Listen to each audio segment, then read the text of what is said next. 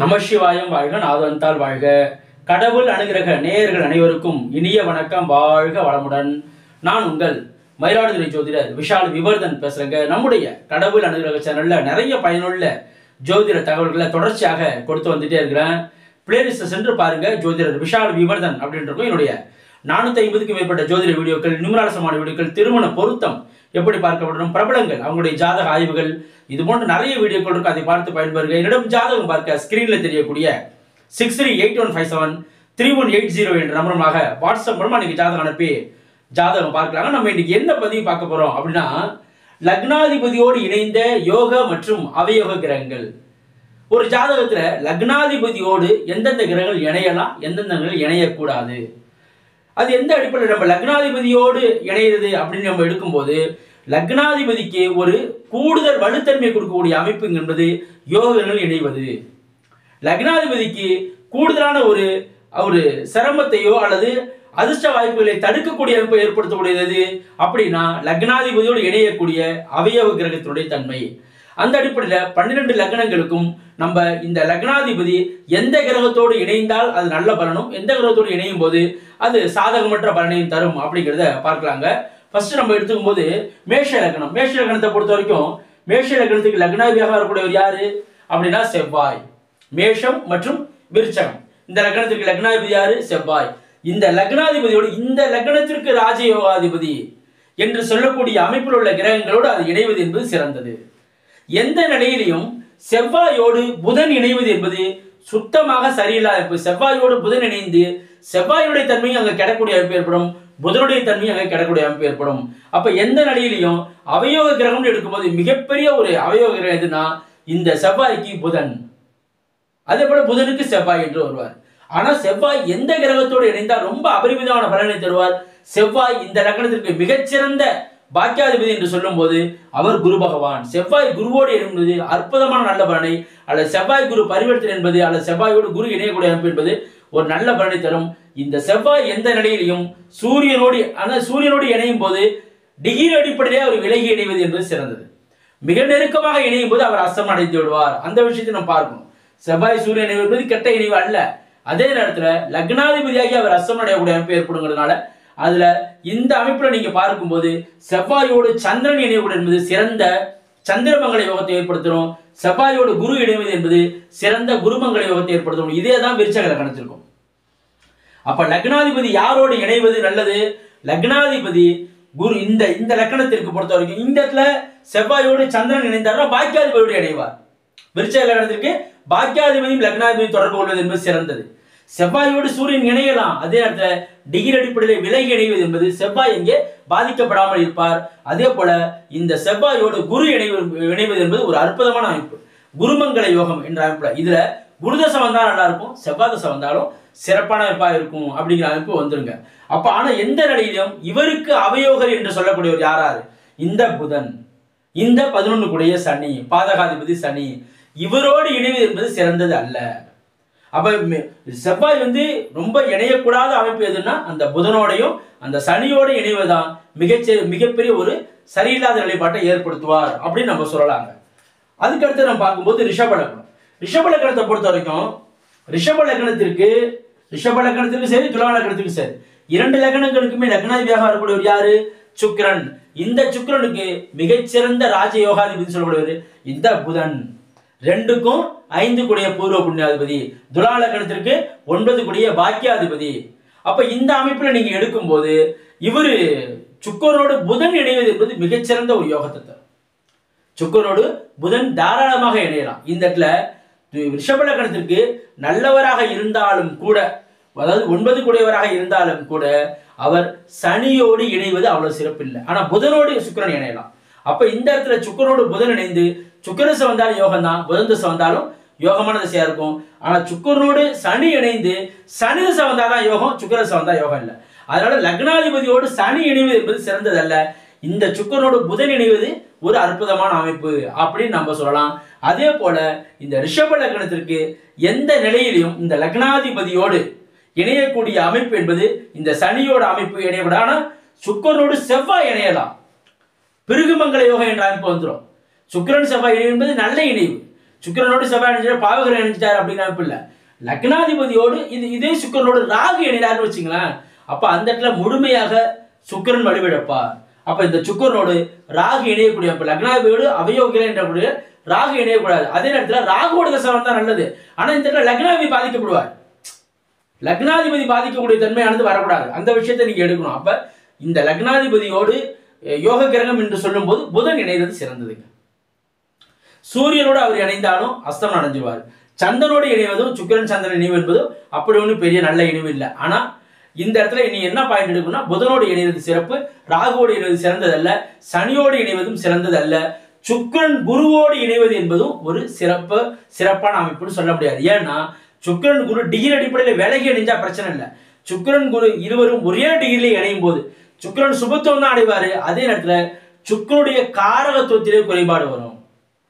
அந்த பாயிண்ட்ல நீங்க வந்துடும். சுக்கிரனுடைய காரகத்துவத்தை குரு தடுப்பாரு, குருனுடைய காரகத்துவத்தை சுக்கிரன் தடுக்கக்கூடிய அமைப்பு ஏற்படும். அப்ப இந்த நிலையில சுக்கிரன் குரு இணைந்தாலும் சுக்கிரன் லக்னாதிபதி என்ற அடிப்படையில் வேணா சுபத்துவம் அடைவாருடைய, ஆனா சுக்கிரனுடைய காரகத்துவம் கிடைப்பதிலே போராட்டம் இருக்கும். அந்த விஷயத்த நீங்க சீர்தூக்கி பார்க்கணுங்க. அதுக்கடுத்து நம்ம பார்க்கும்போது மிதுன லக்னம். மிதுன லக்னத்தை பொறுத்த வரைக்கும் மிதுனம் கன்னி லக்னத்துக்கு லக்னாதிபதியாக வரக்கூடியவங்க யாரு அப்படின்னு பார்க்கும்போது புதன். அந்த புதன் எந்த நிலையிலும் சுக்கிரனோடு தாராளமாக இணையலாம். புதன் சுக்கிரனோடு அற்புதமான இணைவு. ஆனா இந்த புதனோடு சனி இணையும் போது புதன் உங்க பாவத்துவம் அடைவார், ஆனா சனி சுபத்துவம் அடைவார். ஆனா லக்னாதிபதி என்ற அடிப்படையில புதனோடு சனி இணையாமல் இருப்பது சிறந்தது. புதனோடு எந்த நிலையிலும் செவ்வாய் இணையவே கூடாது.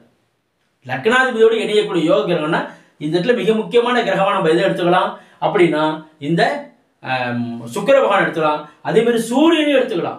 ஏன்னா என்ன இருந்தாலும் புதனோடு சூரியன் இணைவது நல்ல இணைவு தான். இந்த இடத்துல மிதுன லக்னமா இருந்தா 3 கூட இணைவார், கன்னி லக்னம் இருந்தா 12 கூட. ஆயினும் புதன் சூரியன் இணைவு என்பது நல்ல இணைவு. எந்த நிலையிலும் ஒரே டிகிரியில புதன் சூரியன் இணைந்திருந்தாலும் கூட அவர் அஸ்தமனம் அடைய மாட்டார். புதனுக்கு அஸ்தம தோஷம் இல்லை. அந்த விஷயத்தை நீங்க எடுத்துடணும். அதே போல இந்த இடத்துல அவர் பாவகிரகம் என்று சொல்லும்போது கடுமையான பாவகிரகம் சொல்லும்போது செவ்வாய். எந்த நிலையிலும் புதன் செவ்வாயோடு இணைவது சிறந்தது அல்ல. அதே போல இவரோட சனியோட இணைவது என்பது சிறந்தது அல்ல. அதே போல லக்னாதிபதி குருவோடு இணைவது சூப்பர். புதன் குரு இணைவு என்பது நல்ல இணைவு தான். அதுல எந்த விதமான சந்தேகமும் வேணாம். ஏன்னா புதனோடு குரு தாராளமாக இணையலாம் என்ற அமைப்பு. இந்த புதன் மிகப்பெரிய அளவோட வலுப்பெறுவார். லக்னாதிபதி மிகப்பெரிய சுபத்துவம் அடைவார், வலுப்பெறுவார் என்ற அமைப்பு வந்துடும். புதனோடு குரு இணையலாம். சுக்கரனோடு குரு இணைவது என்பது சுக்கரனுடைய காரகத்துவம் சற்று குறைபாடு ஏற்பட்டால் லக்னாதிபதி மட்டும் வலுப்படுத்துவார். ஆனால் நெருங்கி கூடும்போது சுக்கரனுடைய காரகத்துவம் சொல்லக்கூடிய அமைப்புல குறைபாட்டை ஏற்படுத்துவார். அதாவது தாம்பத்திய சுகம் இது போன்ற விஷயங்கள்ல குறைபாடு நெருங்கி டிகிரி அடிப்படையில் நெருங்கி அடையும் போது அந்த விஷயத்தை நீங்க சீர்தூக்கி பார்க்கணும். அதே போல இந்த இடத்துல புதனோடு குரு இணைவது என்பது ஒரு சிறந்த நல்ல இணைவாகவே நம்ம எடுத்துக்கலாங்க. அதுக்கு அடுத்தது பார்க்கும்போது தனுசு லக்னம். ஏன்னா நம்ம விருச்சகம் மேஷ லக்னம் சொல்லிட்டோம், துலா லக்னம் சொல்லிட்டோம். தனுசு லக்னத்தை பொறுத்த வரைக்கும் லக்னாதிபதி சொல்லக்கூடிய யாரு? குரு. மீன லக்னத்துக்கு லக்னாதிபதி குரு. அப்ப இந்த குருவோடு யார் இணைந்தா ரொம்ப சிறப்பு? குருவோடு சந்திரன் இணைவது. சந்திரன் இந்த இடத்துல அட்டமாதிபதி என்ற அமைப்புல எந்த நிலையிலுமே தனுசு லக்னத்துக்கு அட்டமாதிபதியாக வந்தாலும் கூட சந்திரன் வளபிறை சந்திரனாக இருக்கும் பட்சத்தில் அவர் பெரிய பாதிப்பை தரமாட்டார். அவரே தேய்பிறை சந்திரனாக இருக்கும்போது மட்டுமே பாதிப்பை தருவார். அந்த விஷயத்தை அங்க சந்திரனை பொறுத்த வரைக்கும் நீங்க எப்படி பார்க்கணும்னா ஒளித்தன்மையாக கருத வேண்டும். அதே போல குருவோடு எந்த நிலையிலும் செவ்வாய் இணையலாம். செவ்வாய் தாராளமாக இணையலாம். மங்கள யோகம். குருவோடு செவ்வாய் இணைவதும் குரு தசை நல்லா இருக்கும். செவ்வாயோடு குரு இணைந்து செவ்வாயோட தசையும் நல்ல அற்புதமான தசையா இருக்கும். அப்ப குருவோடு எந்த நிலையிலும் சனி இணையக்கூடாது. குருவோடு சனி இணைஞ்சிட்டார்னா லக்னாதிபதி இங்கே வலுவிழப்பா. ஆனா சனி சுபத்துவம் தான். ஆனா லக்னாதிபதி என்ற அடிப்படையில லக்னாதிபதியோடு பாவகிரகம் என்று சொல்லக்கூடிய சனி இணையக்கூடாது. அதே மாதிரி குருவோடு ராகு நெருங்கி இணையக்கூடாது. இது போன்ற அமைப்பு இருக்கக்கூடாது. ஆனா குருவோடு செவ்வாய் இணையலாம், குருவோடு சூரியன் இணையலாம். அதே நேரத்துல சூரியனுக்கும் குருவுக்கு டிகிரி அடிப்படையில் விலகல் இருக்கணும். 13, 12 டிகிரிக்கு மேல 11 டிகிரிக்கு மேல விலகல் இருக்கணும். அப்படி இல்லைன்னா லக்னாதிபதி இங்கே அஸ்தமனம் அடையக்கூடிய அமைப்பு ஏற்படுத்தும். ஆனா குரு சூரியன் இணைவு நல்ல இணைவு தான். அதே நேரத்தில் டிகிரி அடிப்படையில் விலகி இணைவது என்பது சிறந்தது. குருவோடு கேது இணையலாம். அற்புதமான இணைவு. லக்னாதிபதியோடு கேது இணைவு என்பது நல்ல இணைவு. அப்ப அதே நேரத்தில் ராகு தான் இணையக்கூடாது. குருவோடு சனி இணையக்கூடாது. குருவோடு சுக்கிரன் நெருங்கி இணையக்கூடாது. எந்த நிலை? ஏன்னா குருவினுடைய காரகத்துவத்தை லக்னாதிபதி வேணா சுபத்துவம் அடையலாம் சொல்லலாம். ஆனா குருவின் காரகத்துவம் இங்கே பாதிக்கப்படக்கூடிய அமைப்பானது ஏற்படும். அந்த விஷயத்தை நீங்க சீர்தூக்கி பார்க்கணும். குருவோடு புதன் தாராளமாக இணையலாம். அப்ப குருவோடு இணையக்கூடிய கிரகம் என்று சொல்லும் போது இந்த செவ்வாய், சூரியன் இது போன்ற கிரகங்கள்லாம் இணையலாம். புதன் கூட இணையலாம். அவயவ கிரகம் என்று சொல்லும்போது சனி முழுமையாக, ராகு இது போன்ற கிரகம் இணையாமல் இருப்பது என்பது சிறந்ததுங்க. அதுக்கடுத்து நம்ம பார்க்கும்போது மகர லக்னம், மகர கும்ப லக்னத்தை பொறுத்த வரைக்கும் மகர லக்னத்திற்கும் கும்ப லக்னத்திற்கும் லக்னாதிபதியாக வரக்கூடியவர் யாரு? சனி. இந்த இடத்துல லக்னாதிபதி யோக கிரகம் என்று சொல்லும் போது இந்த லக்னத்திற்கு யோகர், மிகச்சிறந்த யோகர் யாரு அப்படின்னா சுக்கிர பகவான். இந்த லக்னத்திற்கு யோகர் அவர் தான். இந்த லக்னம் அப்ப இவரோடு சுக்கிரன் இணைவது என்பது ஒரு சிறந்த இணைவு. அதே போல இந்த சனியோடு குரு இணைவது என்பது சிறந்த. லக்னாதிபதி இங்க பலப்படுத்துவார். லக்னாதிபதி இங்க மிகப்பெரிய வலுவடைவார். சனியோடு குரு இணைவது, சனியோடு சுக்கிரன் இணைவது, சனியோடு புதன் இணைவது. ஆனா இந்த இடத்துல புதன் வேணா பாவத்துவம் அடைவாரு. ஆனா சனி இந்த இடத்துல லக்னாதிபதியின் அடிப்படையில் வலு பெறுவார். அப்ப இந்த இது போன்ற அமைப்புலாம் வந்துடும். ஆனா எந்த நிலையிலும் சனியோடு செவ்வாய் இணையக்கூடாது. அந்த பாயிண்ட் நீங்க எடுக்கணும். ஏன்னா எந்த நிலையிலும் இந்த இடத்துல அவயோகர், கடுமையான அவயோகர்னா கும்ப லக்னமா இருந்தாலும் சரி, மகர லக்னமா இருந்தாலும் கடுமையான அவயோகரா செவ்வாய் வருவார். அதே போல மகர லக்னத்திற்கு கடுமையான அவயோகராக சூரியன் வருவார். அப்ப இந்த இடத்துல சனியோடு சூரியன் என்பது சனி இங்கே முழுமையாக வலுவிழப்பார். அப்ப இந்த நிலையில யோகமான கிரகம்னு சொல்லும்போது சுக்கிரனோடு இணைவது என்பது நல்லது. அதே நேரத்துல சூரியனோடு மகர கும்ப லக்னத்துக்கு லக்னாதிபதியுடைய சனி சூரியனோடு இணைவது என்பது ஒரு சிறந்த அமைப்பு கிடையாது. செவ்வாயோடு இணைவது என்பது சிறந்தது அல்ல. எந்த நிலையிலும் சனி ராகுவோடு நெருங்கி அடைஞ்சிட்டாருன்னா, அவயோக கிரகமான ராகுவோடு அவர் இணையும் போது முழுமையாக தன்னுடைய பலத்தை இழந்துருவார். அதாவது லக்னாதிபதி என்ற அடிப்படையில் அவர் பலத்தை எடுப்பது என்பது கடுமையான போராட்டங்களை தரக்கூடிய அமைப்பை ஏற்படுத்தும். அப்ப அந்த சனி ராகு இணைவு என்பது சிறந்த இல்லை. அதே நேரத்துல லக்னாதிபதியாக வரக்கூடிய சனி கேதுவோடு இணையலாம். கேதுவோடு தாராளமா இணையலாம்.